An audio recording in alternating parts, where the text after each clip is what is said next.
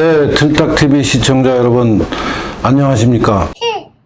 오늘은 유교와 연고 책의 4장, 제목이 한국의 비정부 비영리 영역과 사회발전, 그래서 연고 집단을 중심으로 라는 주제의 말씀을 드리겠습니다.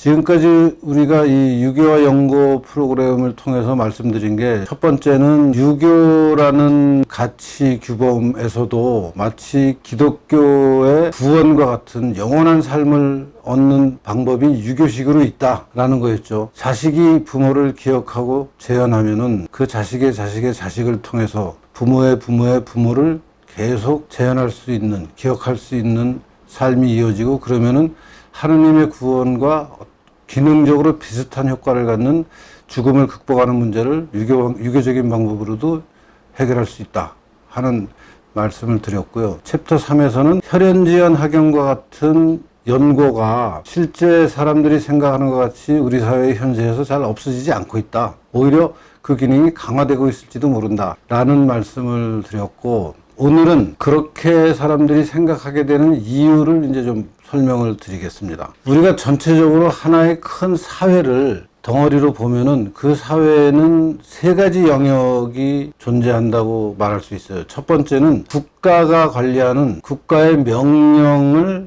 따를 수밖에 없는, 국가의 강제력을 따를 수밖에 없는 영역이 있죠. 예컨대 위계적인 군 내부의 질서나 또 공무원 조직 같은 데서 들어가 보면은 상명하복, 위에서는 명령하고 아래서는 따르는 그런 강압적인, 그리고 그걸 따르지 않으면 굉장한 그 제재가 가해지는 그런 시스템이 있죠. 그런 영역이 있는가 하면, 또 그거하고 다른 면에서는 시장의 영역이라고 하는, 말하자면 이윤 추구를 위해서 자기가 할 수 있는 걸 하고 다른 사람하고 주고받는 거죠. 계약을 하는 거죠. 그러니까 자기가 예컨대 나는 어떤 서비스를 할 수 있다. 그러면 그 서비스를 제공하고 시간당 얼마의 보상을 받는 거죠. 주고받는 거죠. 그러니까 거기는 이윤 추구의 기본적인 어떤 원리가 작동합니다. 시장이라는 영역에서는. 국가의 영역에서는 명령과 강제력이 작동하고. 그러면 사회 전체를 들여다봤을 때 그 두 가지 영역만이 있느냐, 시장과 국가만 있느냐, 국가와 시장만 있느냐, 그렇지 않은 영역도 많죠. 예컨대 우리가 교회를 다닌다 그러면 교회에서는 국가의 어떤 강압적인 지시와 같은 행태의 지시를 교회의 신자들과 목사님들 사이에 혹은 교인들 사이에 서로 그런 관계가 유지되느냐? 그렇지 않죠. 근데 그렇다고 거기가 또 그러면 시장에서와 같이 뭔가 돈벌이를 위해서 이윤 추구를 위한 어떤 질서가 있느냐? 그것도 아니죠. 거기는 교회 공동체라는 독특한 어떤 그 사람들 간의 관계가 있고, 그런 것이 교회면 교회, 뭐 시민단체면 시민단체, 여러 가지 형태로 존재하는 게 제3의 영역인데, 국가와 시장을 구분하는 이 제3의 영역이라는 것을 우리가 이제 서구적인 사회과학에서 주로 서양에서 있었던 제3영역에 관한 연구를 많이 했고, 그것이 이제 우리나라에서 학문이 발전하면서 서양에서 발전한 학문을 우리나라 학자들이 받아들이면서 이제 그 제3영역의 서구적인 특징이 있는 것은 굉장히 연구를 많이 했어요. 예컨대 어떤 사람들은 그 제3의 영역을 시민사회라고 부르면서 시민사회의 그 다양한 결사체들이 뭐 국가와는 어떤 관계를 맺고 있냐, 또 시장과는 어떤 관계를 맺고 있냐 하는 얘기를 많이 해서 시민사회론을 중심으로 한 제3영역에 관한 논의는 많이 있어 왔습니다. 그리고 주로 그 사람들은 시민사회라는 게 국가를 견제하는 역할을 한다, 뭐 그런 얘기들을 많이 했죠. 근데 우리나라 현실에서는 사실 국가를 견제하는 걸로 생각하면서 얘기가 됐는데, 그게 권위주의 정권이 한창일 때, 예컨대 뭐 박정희 정부나 전두환 정부 이럴 때의 시민사회는 국가 권력에 저항하는 어떤 요새였죠. 그게 이제 가장 대표적인 학원이 그랬었는데, 이게 이제 정권이 바뀌면서 이제 오히려 과거에 저항하던 단체들이 지금 관변단체가 돼서 권력의 핵심에 들어가서 지금 권력을 좌지우지하는, 이런 것을 어떻게 해석할 것이냐 하는 거에서 시민사회론이 일정한 한계를 갖고 있는 거죠. 그래서 시민사회론을 중심으로 한 제3영역에 관한 연구가 있는가 하면, 두 번째는 이익집단을 중심으로, 예컨대 뭐 상공인연합회, 무슨 뭐 시장의 상인연합회, 이런 식으로 자기들의 이해관계를 관철시키기 위해서 조직돼서, 그게 이제 국회나 정부를 상대로 우리들 직업집단은 이러저러한 이유로 뭐 영업시간을 좀 늘려주셔야겠습니다, 뭐 이런저런 규제를 좀 풀어줬으면 좋겠습니다, 혹은 이런저런 규제가 필요합니다 하는 식으로 국가나 시장에 대해서 요구하는, 자기들의 이해관계 때문에 조직이 되는 그런 부분이 분명히 있죠. 근데 또 그게 전부는 아닌데 이제 그런 식으로만 이 제3 영역을 보는 사람들이 있고, 또 나머지 한 가지 어떤 연구 경향은 그 제3 영역에 종교하는 여러 가지 그 공익재단, 그러니까 뭐 어린이 인권을 위한 무슨 재단, 그래가지고 그런 재단에서 말하자면 국가나 시장이 제공하지 못하는 여러 가지 서비스를 우리가 제공한다 하는 식으로 접근을 하는데, 그런 세 가지 접근들이 실제 제3 영역을 연구하는데 뭐 꼭 필요한 부분이라고는 말할 수 있지만 그게 전부냐 할 때 한국 사회에 존재하는 제3 영역에는 연고 집단이 있는 것을 사람들이 간과해요. 그러니까 우리가 앞에서 봤듯이 연고 집단이라는 게 정말 굉장히 기능적으로 엄청 활발하게 없어져야 된다고 말하면서도 없어지지 않는 이제 현상에 대해서는 우리가 이제 받아들였는데, 그럼 그게 왜 그렇게 되느냐 하는 부분까지 이제 좀 설명을 드리는 건데, 가장 중요한 게 제3 영역, 국가나 시장이 아닌 나머지 영역에서 우리가 관찰의 대상으로 삼는 것의 카테고리에 연고 집단을 아예 빼고 학자들이 연구를 하고 있어요. 그래서 저는 그 부분을 굉장히 중요하게 봐야 된다라는 거고, 그 연고 집단이라는 게 그러면 지금까지 얘기했던 국가나 시장하고는 다르다고 인정을 한다면 그 다음 단계로 시민단체나 아니면 공익재단 같은 그런 단체들, 또 이익집단하고는 어떻게 갖고 다르냐 하는 걸 좀 따져봐야 되는데, 그 부분에 대해서 많은 사람들이 신경을 안 쓰고 있는데, 제가 좀 관찰을 해봤습니다. 그래서 우리나라에서 제3 영역의 연고 집단이 굉장히 강력한 역할을 하는 것은 역사적인 뿌리가 있습니다. 우선 조선시대가 물론 뭐 굉장히 길어서 500년을 계속됐기 때문에 그 조선시대에 어떤 시기를 또 특징적으로 삼아서 조선시대는 이런 사회다라고 얘기하는 게 문제가 되고 있지만, 그냥 상식적인 차원에서 생각해보면 조선시대는 국가가 있었죠. 거기도 왕이 있었고, 뭐 거기에 또 뭐 영의정, 좌의정 하는 이런 관료 집단이 있었고, 또 조선시대도 뭐 상인이나 평민들이 이제 시장에서 뭐 오일장을 하고 그러면서 뭐 이렇게 돈벌이 하면서 물건을 교환하던 그 영역도 있었죠. 근데 그런 영역 말고 우리나라의 독특한 전통으로 생각할 수 있는 게 사림 세력이라고 해서, 사림 세력이 주로 하는 게, 이제 사림 세력은 아주 간단히 정의하면 관직 예비군들이에요. 관직에 들어가려고 공부하다가 관직에 들어갔다가 관직을 마치고 나오면 다시 사림이 되죠. 근데 이 사림 세력이 제가 생각하기에는 오늘날의 시민단체나 오늘날의 제3 영역에서 활동하는 여러 단체들하고 굉장히 역사적으로 연속성을 갖고 있는데, 왜냐하면은 사림이 상소를 많이 합니다. 조선시대 때. 왕이나 이제 조정에다가 이 문제는 이렇게 해야 됩니다 하는 얘기를 하는 게 상소잖아요. 이 문제를 이렇게 해결하는 게 좋겠습니다. 이런 억울한 일이 있으니까 이건 국가가 풀어야 됩니다. 말하자면 국가를 견제하고 국가의 어떤 요구하는 역할을 하는 게 우리 전통에서 사림이었고, 그러다가 그 사람들이 또 과거에 붙으면 관직 자체가 돼요. 과거를 붙어서 관리가 됩니다. 그럼 관리가 돼서 또 백성을 상대하는 일을 하죠. 그러다가 이제 관직을 마치고 나면 다시 또 제야가 돼서 왕에 대해서 어떤 요구를 하거나 자기 후학을 길러서 그 사람들이 상소를 하고, 뭐 이런 그 역할이 사림 세력이라는 걸 보면 굉장히 지금의 제3의 영역이 하는 기능하고 비슷한 부분이 있는데, 이 사림이라는 게 사실은 뭐냐면 학연으로 얽혀 있죠. 혈연지연 학연이 가장 응축되어 있습니다. 사림이라는 게 이제 어떤 서원을 중심으로 뭐 퇴계면 퇴계다, 뭐 율곡이면 율곡이다, 그런 사람들을 중심으로 밑에서 같이 공부하던 사람들의 집단이면서, 그게 다 가문으로 또 집집마다 어떤 가문이 서당에 중요한 역할을 하죠. 그러니까 혈연도 끼어 있고 학연도 끼어 있고 지연은 당연히 끼어 있죠. 지연도 이제 그 어떤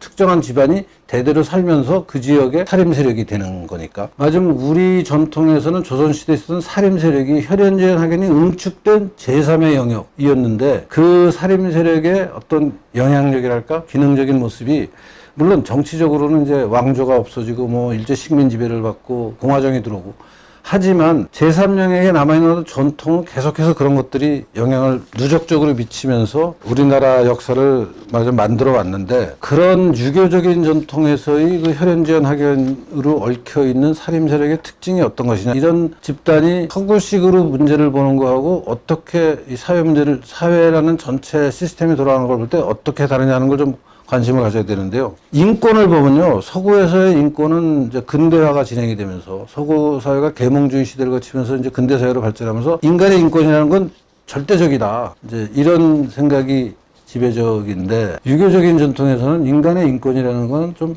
상황에 따라 바뀔 수 있다. 이런 상황에서는 인권을 좀 축소하고 저런 상황에서 인권을 좀 늘릴 수도 있고 우리가 자유민주주의를 공부하면은 항상 배우는 어떤 인권의 절대성, 천부 인권설 이 유교적인 전통에서는 유교가 강조하는 그 사회에 주어진 그 사람의 역할을 강조하기 때문에 이런 역할을 요구하면은 요렇게 사람이 행동해야 되고 또 다른 맥락에서 저런 역할을 요구하면 요렇게 행동해야 되고 하는 가변적인 인권이 그러니까 인권의 개념이 절대적이냐 가변적이냐 하는 거에서 유교는 굉장히 탄력적으로 상황에 따라 달라질 수 있다라는 이제 어떤 사상을 갖고 있는데 그게 이제 그 상황 속에 개인이 어떤 행동을 하느냐 하는 거하고 밀접한 연관이 되죠. 서양 전통에서는 개인은 자기의 이해관계를 관철시키려고 필요하면 결사도 하고 필요하면 다른 사람하고 연대도 하고 또 경우에 따라서는 다른 사람하고 갈등하고 싸우고 하는데 그런 자기의 이해관계를 주장하고 다른 사람하고 부딪혀서 타협하는 그런 게 기본적인 어떤 사람의 태도냐 개인과 사회가 맺고 있어야 될 관계냐 하는 거에서 유교는 또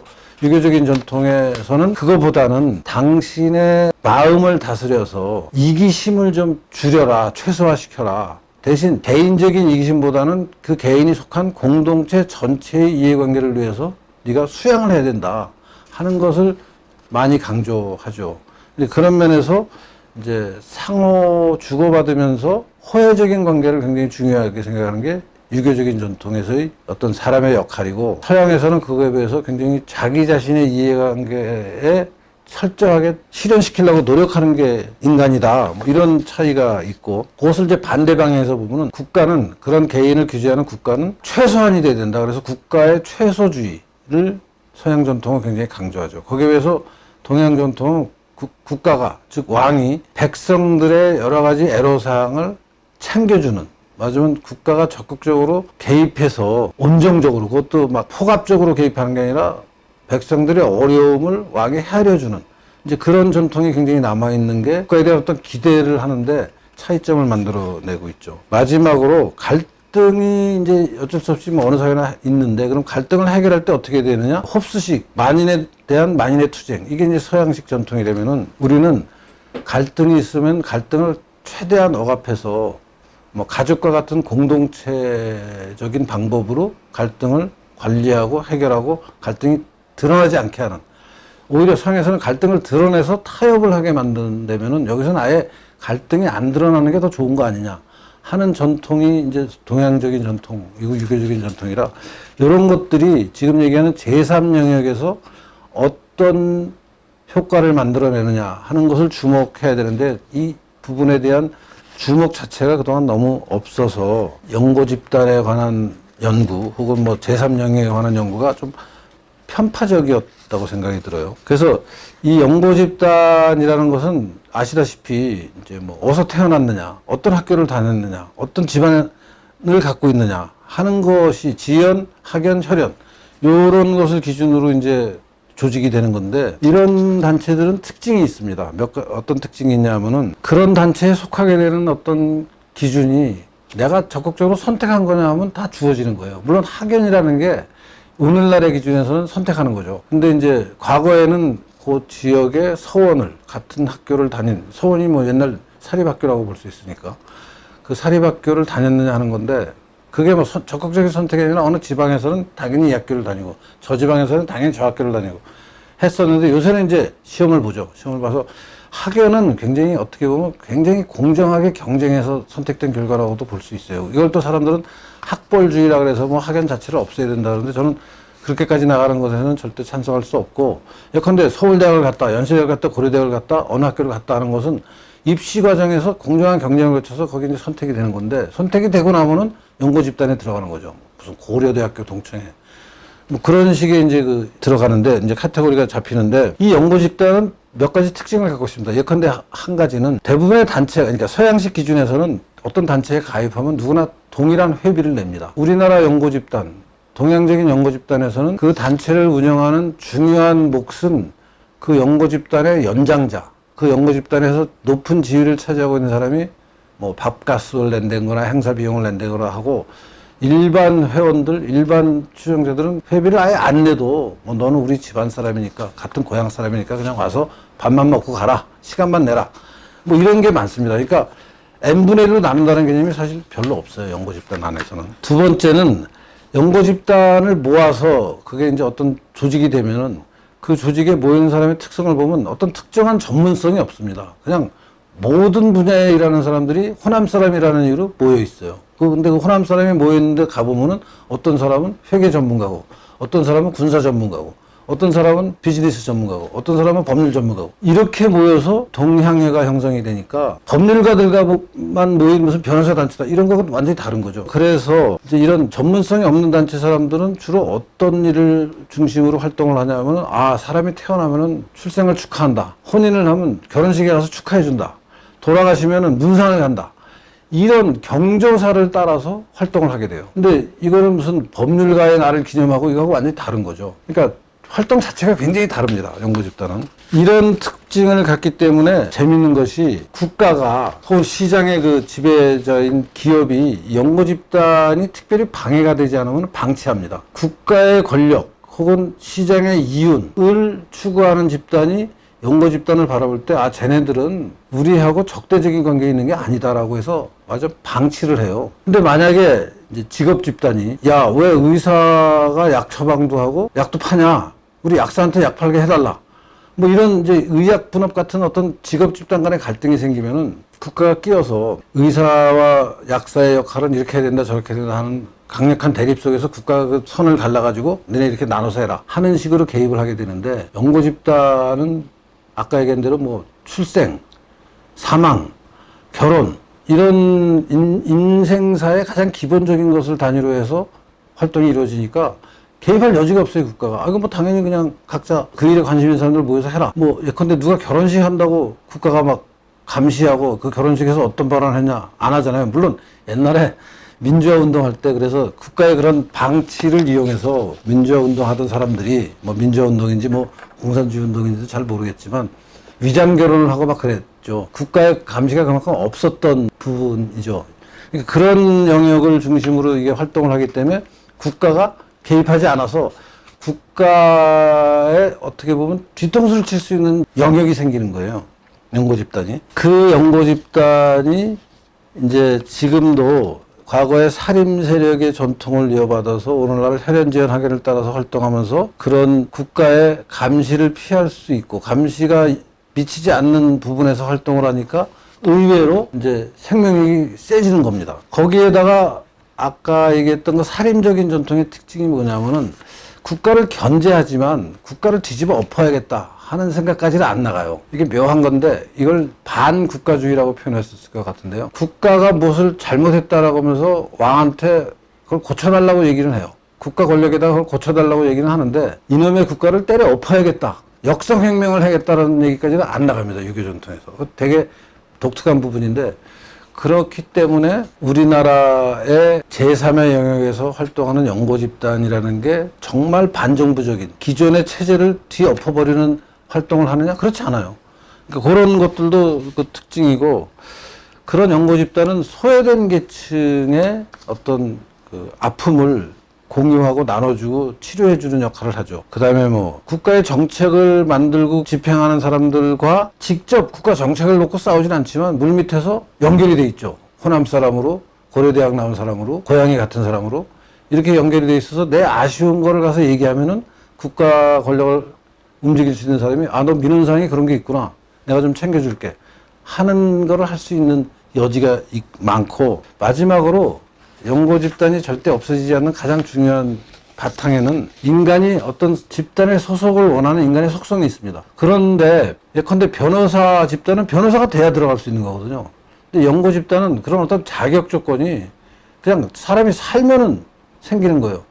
그러니까 굉장히 모든 사람이 아주 편하게 소속될 수 있는 특징이 있고, 누구에게나 열려져 있는 소속감으로 인해서 사람들로 하여금 굉장히 편안한 느낌을 주게 하고, 그 단체에 가면은 그 단체의 시니어들이 우리 후배 왔구나, 우리 고향 후배 왔구나, 밥은 잘 먹고 다니냐, 생활은 어떠냐, 이런 어떤 어루만져 주고 보살펴 주는 걸 하니까 사람들이 편안하게 느끼고 거기에 가입하게 되는 거죠. 이런 특징 때문에 연고 집단에 대한 견제가 별로 없고, 그 견제가 없는 틈을 타서 연고 집단이라는 게 우리나라에서 굉장히 강력한 작용을 하고 있다라는 설명을 드릴 수 있죠. 그래서 이런 연고 집단의 특성을 알아야 이제 이것이 사회적으로 어떤 긍정적인 혹은 부정적인 역할을 미칠 수 있느냐 하는 것을 냉정하게 따질 수 있는데, 그동안은 연고 집단이라는 것을 좀 우습게 생각했다 그럴까요? 과소평가했다 그럴까요? 그냥 쟤네들은 과거 전통사회의 랩넌트, 잔재인데 특별히 해도 없고 뭐 가끔씩 부정부패에 끼어 있는데 그건 뭐 시간이 가면서 사회가 발전하면서 없어질 거다.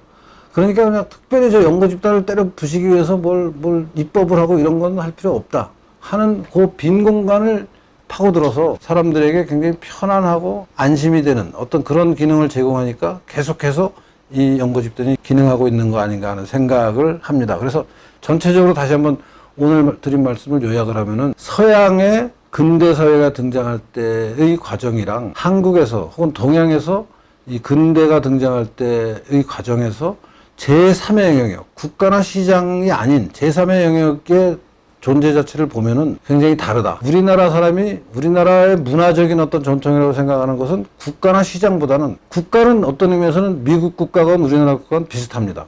시장도 기업, 이윤추구, 어떤 사람이 더 생산성이 높으냐, 경쟁력이 있느냐 하는 거는 서양이나 우리나라 비슷한데, 요 두 영역을 빼고 나면 제3의 영역에서 굉장히 문화적인 차이가 많이 생긴다. 예컨대 유교적인 전통을 가진 제3의 영역과 기독교적인 전통을 가진 제3의 영역과 무슨 예컨대 무슬림적인 전통을 가진 제3의 영역과 불교적인 전통을 가진 제3의 영역이 굉장히 다른 차이를 나타내고, 그 다른 차이에서 한국적인 제3의 영역은 연고 집단의 존재가 가장 특징적인데, 그동안은 이 연고 집단의 존재에 대해서 사람들이 관심을 안 기울여서 연구도 안 하고 그냥 쉽게 생각했다. 곧 없어질 전통의 잔재라고만 생각해서 쉽게 생각하고 아무런 대책을 안 세우는 그 빈 공간을, 빈 감시가 없는, 견제가 없는 그 공간을 사람들이 자기도 의식하지 않으면서 적극적으로 활동을 하게 내버려둬서 우리나라에서는 연고 집단이 굉장히 만연하고 있다라는 설명을 드리고, 이런